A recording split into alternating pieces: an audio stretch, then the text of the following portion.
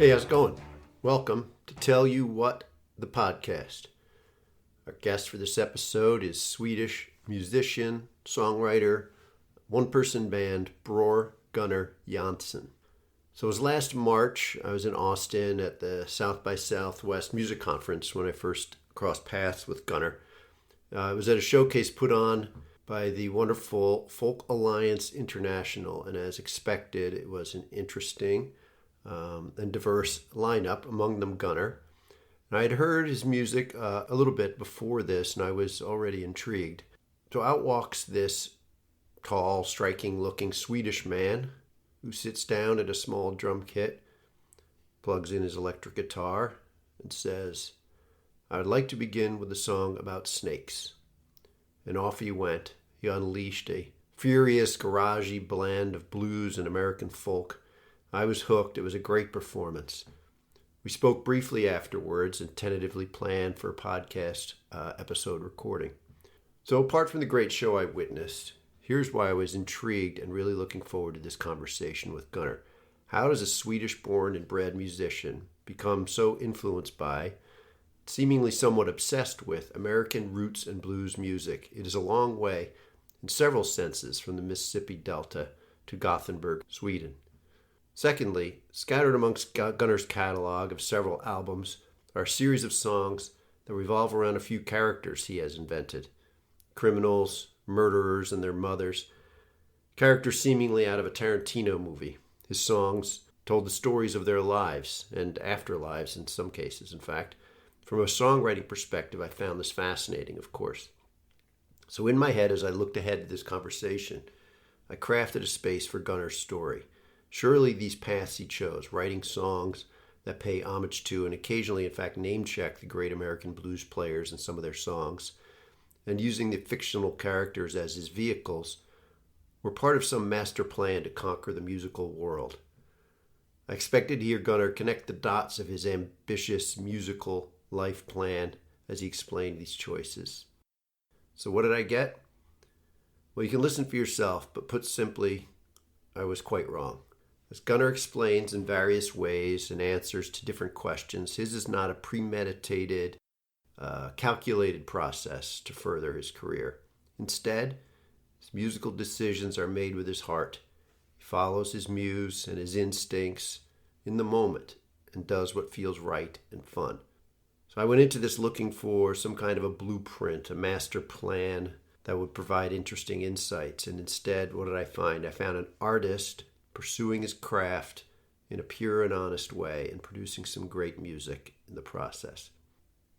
The conversation we had, therefore, could have been a bit of a difficult interview because in addition to a slight language barrier, Gunnar chooses not to reflect too heavily on his inspirations or how he chooses to make his musical decisions. But as we went along, I found myself really appreciating Gunnar for his honesty. He didn't try to invent answers where there weren't any, and he gave an honest account of his process as best he could, and that was full of insights in its own way. So a lesson learned by me, one that needs repeated learning for me. Expectations can really get in the way of discovery. Leave your expectations behind, let the music take you where it will, and surprise you with the joy of discovery. So let's get to it. Here is our Tell You What discussion with Bror Gunnar Jansson.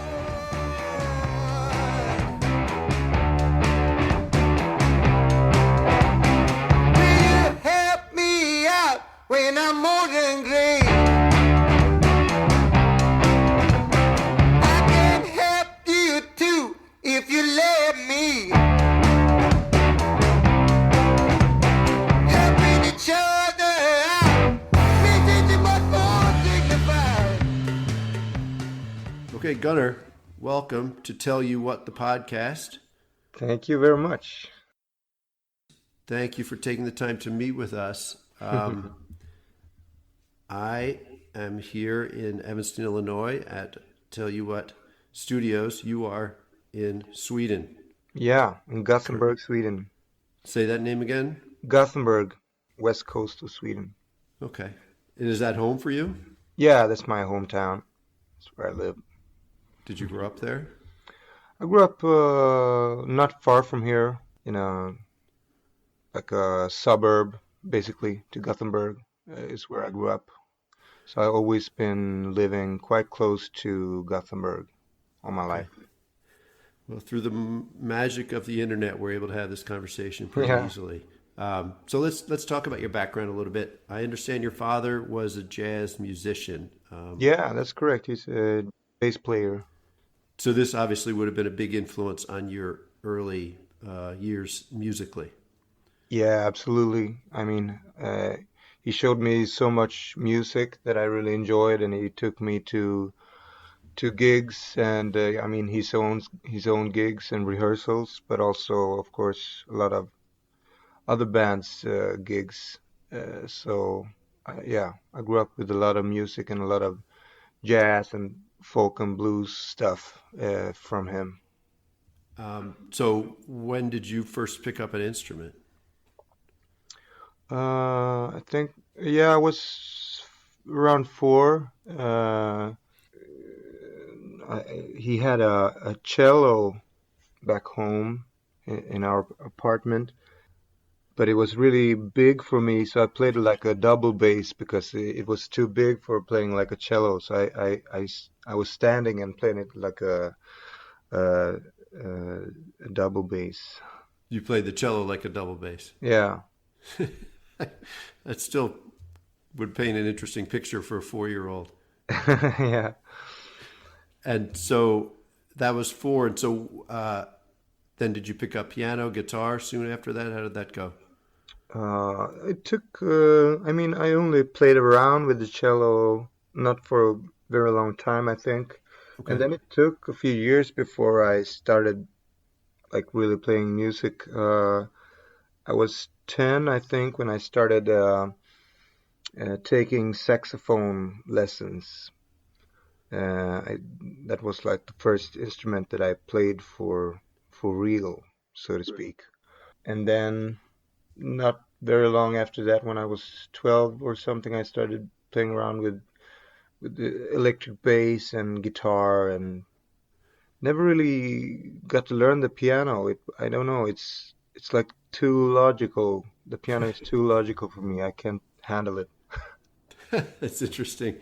So at what kind of music were you playing in those days? Was it jazz mostly or I think it was like a little bit of everything. I mean, yeah. jazz, of course, it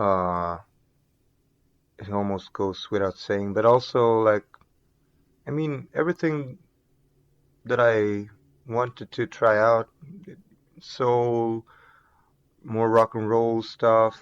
I played some, like, I started playing the electric bass and started playing with this guitarist who was the same age as me, and we played like a lot of Jimi Hendrix stuff.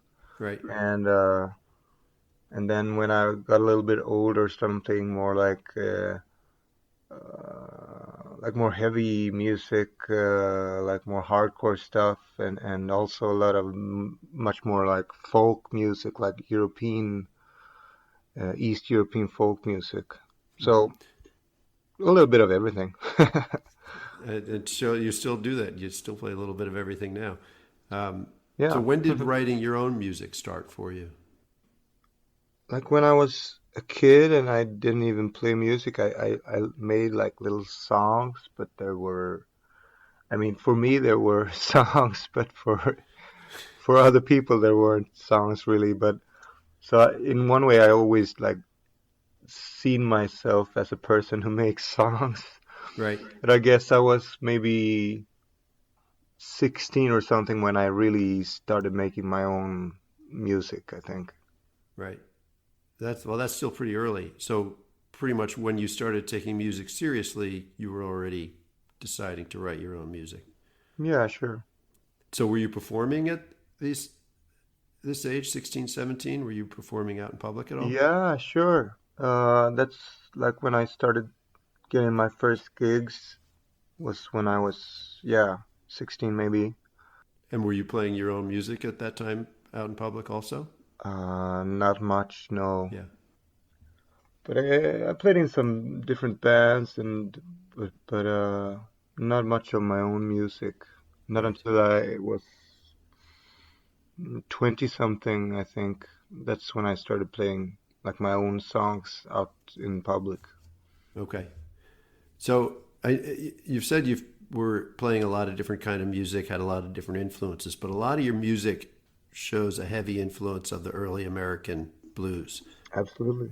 What do you think it is about that music in particular that attracted you? Good question.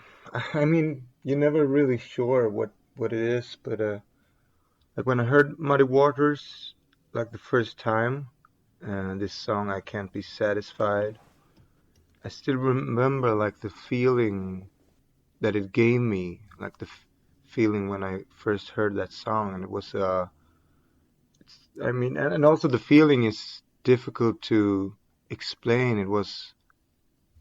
It's a very groovy song, and it's very groovy music overall. I mean, blues is supposed to be groovy. I mean, it's also subtle. I mean, it's so much in one way. I mean, it's I mean, in one way it's really basic, and I mean everyone can understand it in one way, but in another way it's there's so much in music that is like indescribable. It's just a Yes. feeling kind of. And I think that is what got to me, like the feeling of music and the suggestive power of music. That's great. The fact that you aren't able to articulate it kind of reinforces the impact that it had on you. I think it goes pretty deep. So when you started writing songs, was it, and I'm referring to the music you put out now, was it always kind of driven by the stories and characters and lyrically, or was it more instrumental when you first started writing? First, it was more instrumental, and it was more like also like in Sweden we have this music genre called visa. Okay. I mean, it's a little bit like folk and singer-songwriter kind of music. Uh, Not sure how to describe it comparing to other music, but something like that. And for a long time, the music I was making was some kind of visa music. It was Swedish lyrics, and it was more like a little bit more low-key music Mm-hmm. than what I made after that, and the music that I'm making now. It was more, yeah, a little bit more Swedish, I guess. So the lyrics were literally in Swedish. Yeah. So what kind of a decision was it for you to start writing and singing songs in English? Well, after a time, it got so difficult for me to write music and to write lyrics. Uh, and that's when I started making more lyrics in English, and that's when I started making more lyrics based on characters. They Okay. were pretty much like, at first, they were pretty much like a tool for me to be able to, like, not making lyrics about myself, Right. and which made it easier for me to write lyrics. And then after a while, I realized that I really enjoyed that way of writing music and writing lyrics, like using, yeah, like creating a story and like being free in that idea of storytelling and everything instead of basing stuff on me. I could just create someone else and base the story on that person instead. So you found it easier to do that when you were writing the lyrics in English? I never tried it in Swedish actually, Okay. uh, because I had already started making more and more English lyrics. So yeah, I never tried it in Swedish. I don't know. But let's dig in a little bit about the your use of characters in the songs.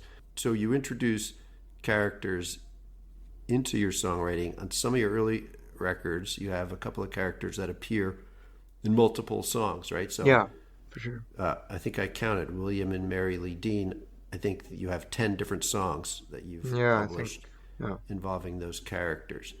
And so these characters kind of have a backstory, right, that you've developed. Yeah, sure. So do you think of the character and his storyline first and then pick parts of that story to write a song, or is the story of the character coming to you as you write the songs, if that makes any sense? I think it's a mix, kind of, because often when I write music, I basically do the music and the lyrics at the same time, Okay. because then I can, if I want to change something in the lyrics to fit the music, I can do that. If I want to change something in the music to fit the lyrics, I can do that. Because if I write like lyrics for a whole song before I do the music, it's so difficult for me like to be able to make some kind of music with it. And it's the same the other way around also. If I do all the music first, it's really difficult to make the lyrics. I often try to make them at the same time because they can like shape each other, kind of. Yes. So let's say, for example, William Dean, right? Your character appears in a lot of songs. Do you think you might go back to him someday? Yeah, sure. I mean, I do that every now and then. Yes. Uh, Do you know in your head where his life went, and you will pick stories out, or will you think of the stories or adventures when you sit down to write the song?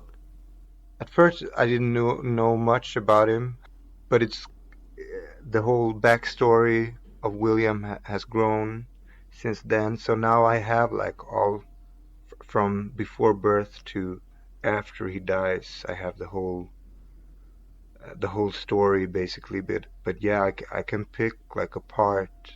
Yeah, he comes back to life at some point, doesn't he? Yeah, exactly. And I can pick like a part of his story, like a part of his life story, and make a song of that. Right.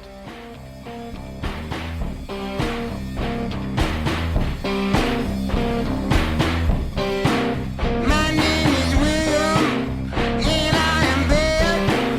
My name is William, I have a knife. I'm afraid of using it. I do that all the time. I might cut you in the back and leave you bleeding on the ground.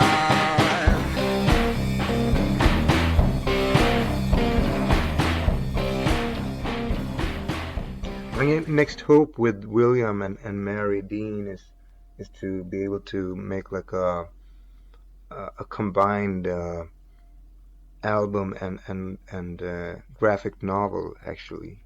Right. This was a question I was going to ask. Oh, Because yeah. this kind of writing, it's like novelistic or movie writing, right? So I was just going to ask if you have had any experience doing that or any plans to do something like that. Yeah, I have no experience of that at all. But but I mean, yeah, often like in music, for me, like music is very visual. The music and the lyrics, for me, they are often like a little movie or something. So yeah, I would love to work in that direction, I guess, to work in the direction of more visual stuff in combined with the music.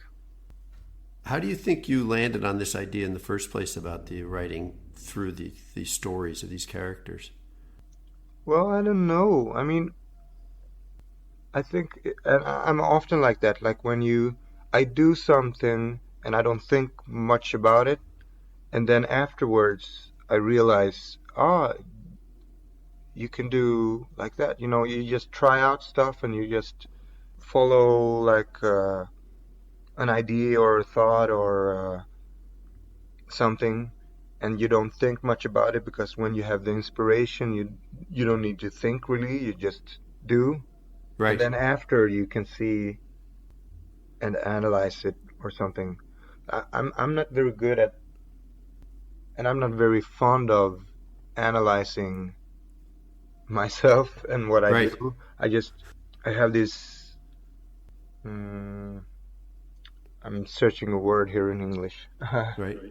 um, I have like a motto for myself, which is that when I create, I always want to create from the joy of creating. So I don't want to. It's supposed to be fun. Like I want to Yes. have a good time. So if I have a good time and I like what, if I like the result and I have a good time, then everything is tip top for me. Right. It comes from a place of truth then, without too much thinking, right? Yeah, exactly. Yeah, Yeah. So let's switch gears a little bit. You sure. perform for a good part of your career as a one-man band setup, Mhm. right? You play guitar and you have various drum setups that you're playing. What led you to playing this way? Is it just simpler for you? Do you find it more interesting? How do you think you ended up there? Yeah, I think it was like a combination. At the time in my life, I had like a period of not playing with so many bands. I played the saxophone for many years, and I played with a lot of bands. But then I pretty much stopped playing the saxophone, and I didn't have many bands left. And at the time, I like figured I wanted to be able like to create more of my own music and on my own terms, and from happiness, and like just trying to do something without uh, too much pretensions, just like Right. doing music for the fun of music, basically. And I think that's when I started like trying to do this one man band thing. Right. So this kind of goes back to your what you were talking about previously about doing something for the joy of it and Yeah, doing what you think makes you happy, right? exactly. So Yeah, doing your own one-man band would allow for that kind of free expression. exactly. Yeah. Yeah. So I saw you perform live when I met you in Austin. It Mhm. seems like you were playing in one-man band format there. It seems like you really were enjoying yourself up there. Yeah, Um, sure. and that is, I think, an important part of a live performance. What do you think makes for a good live show? What are you trying to deliver when you play live? Mm, one very important thing is to make a like a dynamic experience, and not to underestimate the audience. For me, like when I play these solo gigs, these one person band gigs, the audience needs to focus more than maybe with a like a regular band. But if they do, then they can if they do, they can really get much out of it back, I guess. I mean, it's all about communication, and like the energies going back and forth between the stage and the audience.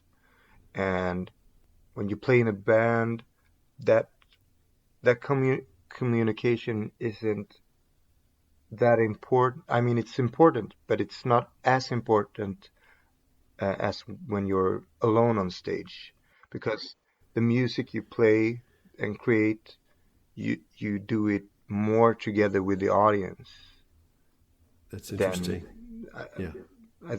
that's my experience in a way. I mean, everyone has their own, No, but that makes sense. Like, so if you're in a band, you're connecting with the audience, but also with the other members of the band, yeah, right? But exactly. if you are doing a one-person act, it's you and the audience. That is the only connection that can happen. Yeah. Yeah. Well, it worked when I saw you. It was a great show. Oh, thank you. So let's get to your most recent album. Hmm? They Found My Body in a Bag. It's the Yeah. title of the album. In some ways, I don't know if you would call it, but some might call this a concept album. Yeah, There sure. are, there are multiple songs about or inspired by true crime, right? That's correct. So how did you come to this idea? Well, since I'm a touring musician, I travel a lot. And usually when I travel, I like to listen to documentaries and podcasts. Right. And a lot of them are about true crime. And I also kind of every now and then write songs when I travel and on tour. So these two things, they kind of got together by chance. And it was the same thing there as I described before. I didn't think about it that much when I started writing these songs. And then after I've written like 3 or 4 songs about different crime events, real crime events, I realized, oh, I have a theme here. So It's funny. so then I decided to make this album like a kind of a concept album, yeah. Right. So it wasn't like you said, I'm going to write an album about crime. You just allowed yourself to write songs, and this is what developed. Yeah, yeah. Yeah. I'm sorry if I'm making you think too much about your process, Gunnar. No, no, it's fun. So the first 2 songs on the record, Machine and Body in a Bag, these are about particularly violent crimes, right? These Sure, are yeah. grisly stories. So these, there's a lot of evil in these songs, right? So the ideas of exploring evil in the world, where does it come from?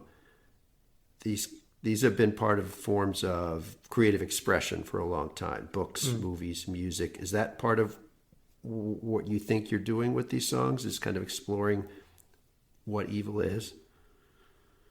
Yeah, absolutely. That's exactly uh, Did I get one right? yeah, exactly. Yeah, I don't know. I don't think I have any much more to say. Okay. On a related note, Mm, we can go back hundreds of years in music history to the concept of the murder ballad, right? yeah, for sure. This has been a popular form of music since the Middle Ages. Yeah, Do you see maybe this as kind of a continuation of that? yeah, for sure. I mean, it's interesting because, as you say, it has been a usual way of doing it, and a way of telling stories and like telling news and everything uh, way back. And then it kind of disappeared in the 1900s. There's not much, like, of course, yeah, like the 20s and everything, there were kind of a lot of murder ballads. But then after that, it's not that common anymore. So yeah, I guess it's like a continuation of that tradition for sure.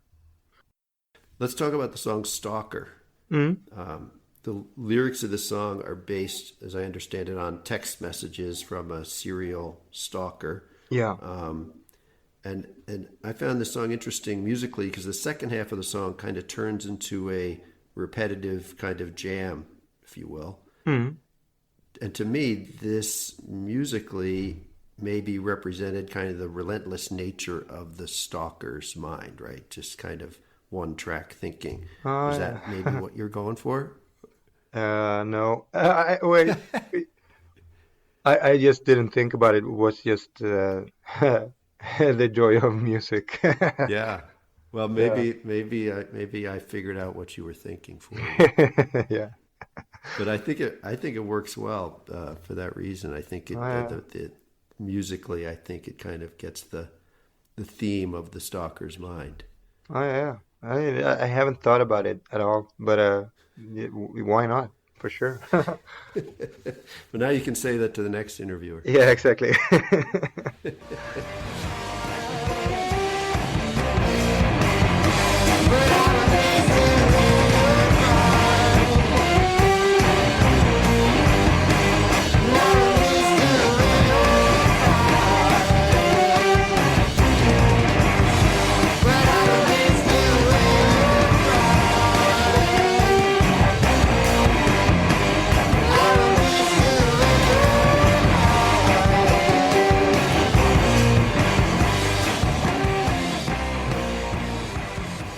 All right, so I think we have 4 songs or so on the record, or maybe more, that fit that crime theme, but it is really a varied record. Can you talk about the song Stay Out All Night? This is a great sounding song. I really like this one. I think I hear kind of a Led Zeppelin thing happening Oh, here. yeah. Well, yeah, it's I mean the lyrics are kind of based on a John Lee Hooker song, Okay, Boogie Shillin', like his first, it was his first, the first song he ever recorded back in right. 40, 48 or something. But musically, it has another tone because I had this band at that time, and it's the people who are playing with me on this album, Emanuel and Henrik. The three of us had a band for a while, which was pretty much we wanted to play more like riff music with like influences from, yeah, Zeppelin and Hendrix and Caius and Earth and that sort of stuff. So many of these songs on this latest album is songs that I wrote much of the music, parts of the music with that band. And then I kind of wanted to find a way to, because we never really played, we are only playing in the rehearsal, our rehearsal studio. We never played any gigs. Right. So I wanted to take these songs and make something more with them and put them in my solo thing so I could play these songs live because I really like them. Yeah, I do too.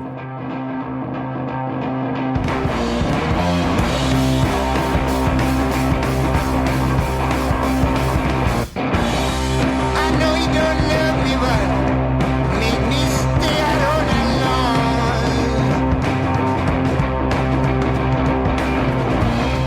I know you don't love me, but make me stay out all night long.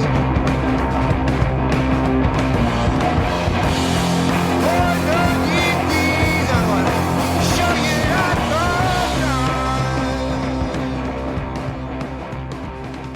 So, as I understand it, you are fairly popular in France. Do I have that right? Sure. Yeah. Okay. I know that I talk to a lot of American musicians, and France is not a place where, when they go to Europe, a lot of them find success. So, why do you think a Swedish musician singing songs in English has become popular there, other than maybe they have good taste? Well, I mean, you never know. I mean, it's like always, it's about chance and meeting the right people at the right time and being able to reach out to people.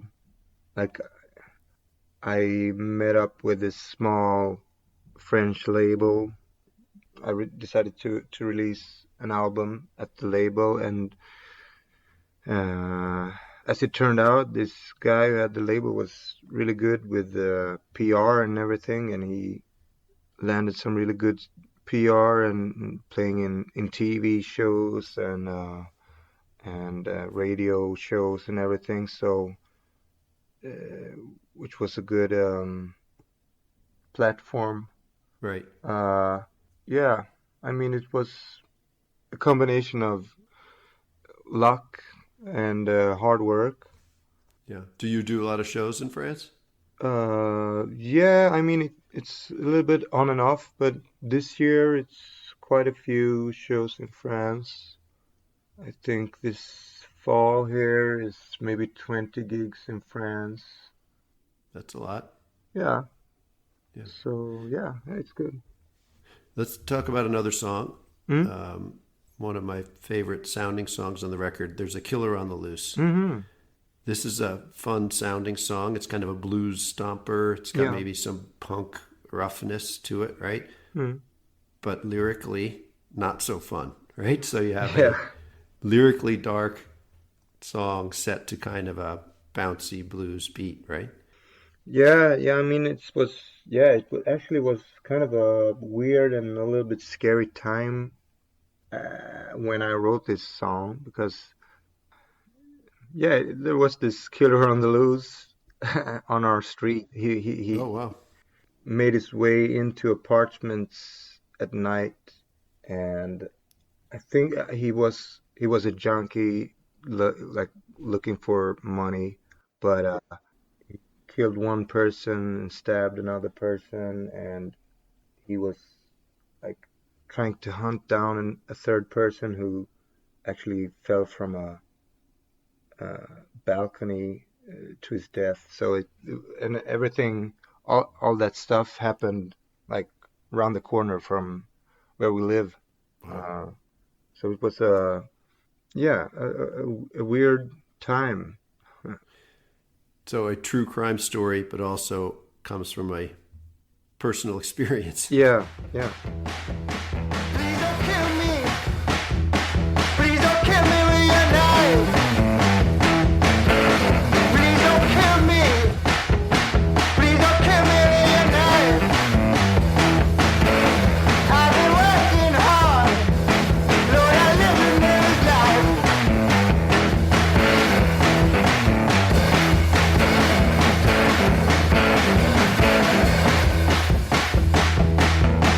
I've been working hard. Working hard all day. For you to kill me. For you to kill me in my sleep. Please don't kill me. Please don't kill me with your knife. Please don't kill me. Please don't kill me with your knife.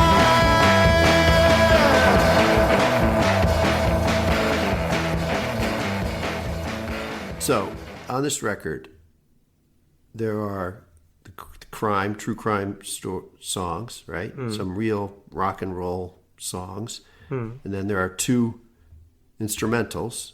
One that I think is inspired by the band Earth, kind of a drone metal band Yeah. Earth, right? Yeah. So you clearly have a lot of divergent styles of music you like to pursue. We've talked about that already.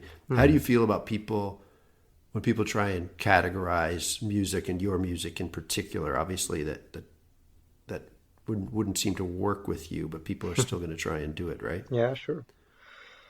Well, I guess it's kind of obvious. I'm not really fond of genres Right. because they don't really mean anything. So often people like to put stuff in categories, and I mean I'm fine with that.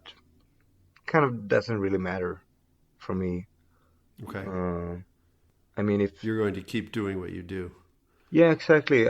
It's the same there, like with everything else, I guess. I mean, I don't think about it. I don't think like when I write a song, I don't think, oh, I'm gonna write a blues song, I'm gonna write a pop song, or I'm gonna write a jazz song or whatever.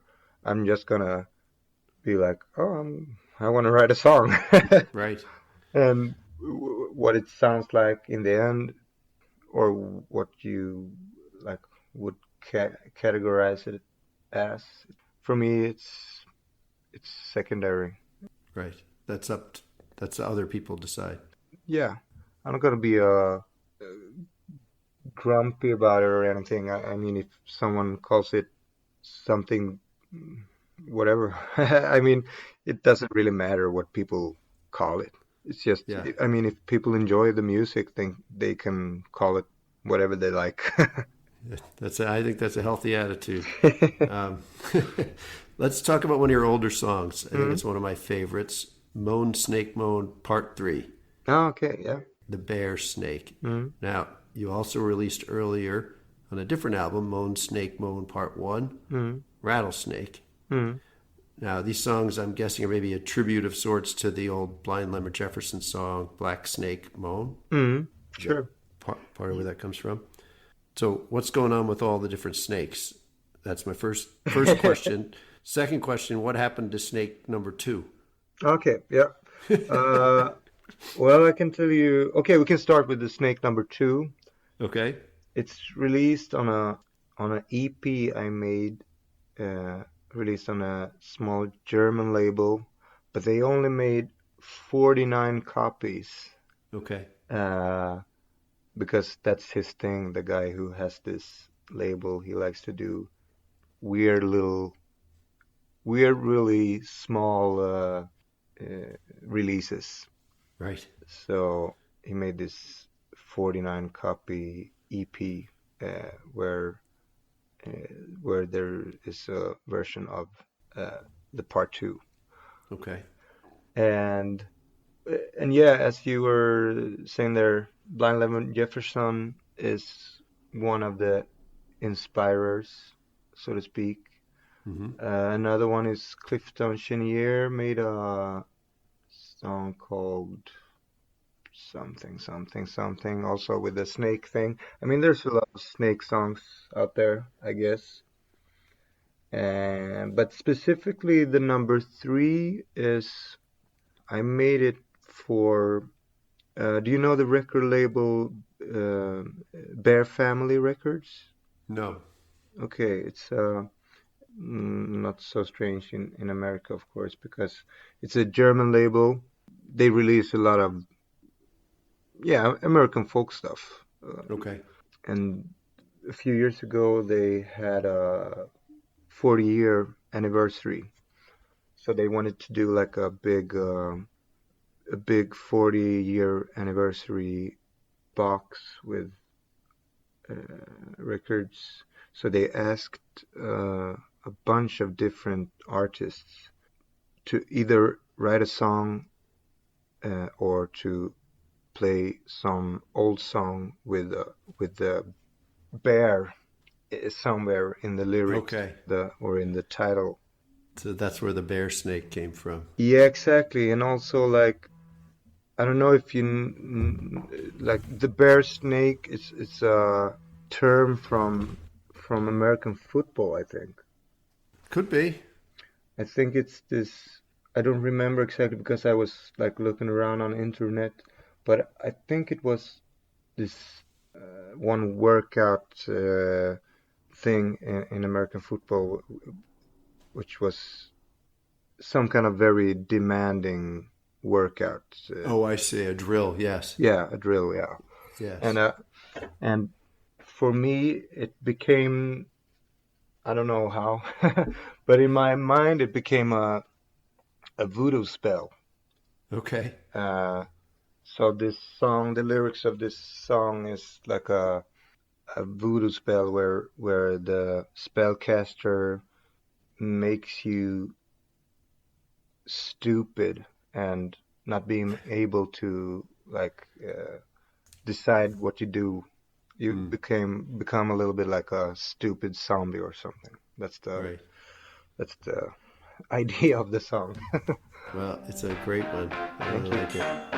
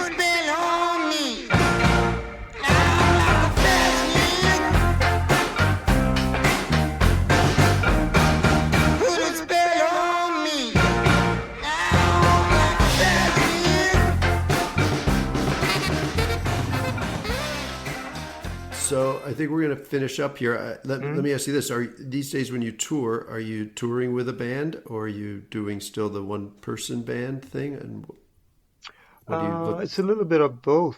In Yeah. Sweden and France, I'm touring with a band. We have touring in a trio, Okay. but most other countries where I go solo because I don't. I mean, It's expensive. yeah, exactly.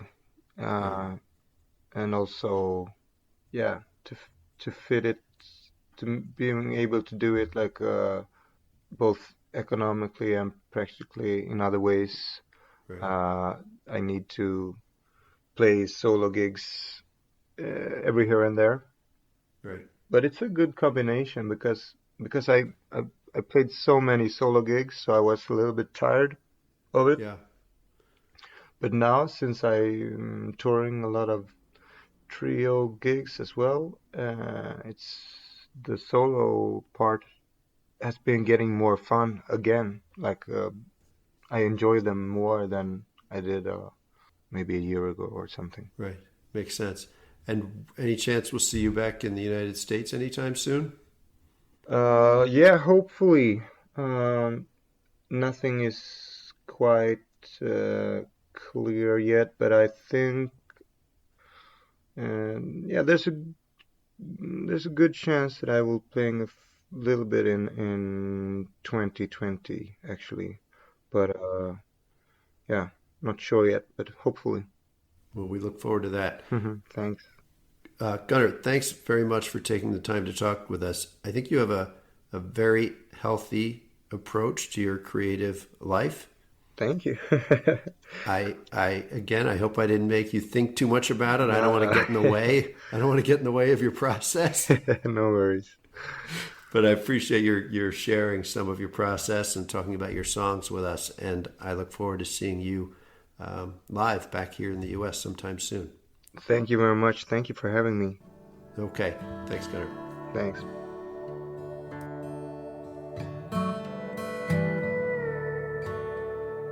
See that same old thing,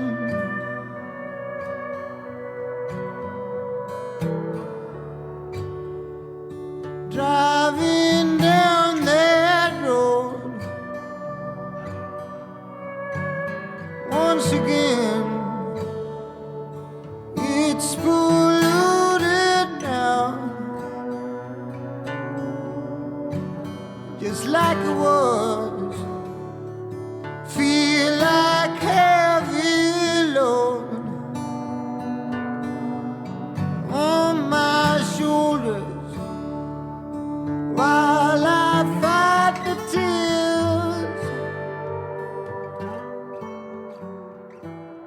Thanks very much for listening to this episode of Tell You What, the podcast. I hope you enjoyed it. And if you did, do us a favor and tell a music-loving friend about us, or shout about it appropriately on the internet. Special thanks to Johan for helping to arrange this discussion with Gunnar. So stay tuned for more music discussions here at Tell You What, the podcast. And until next time, remember, music is the best.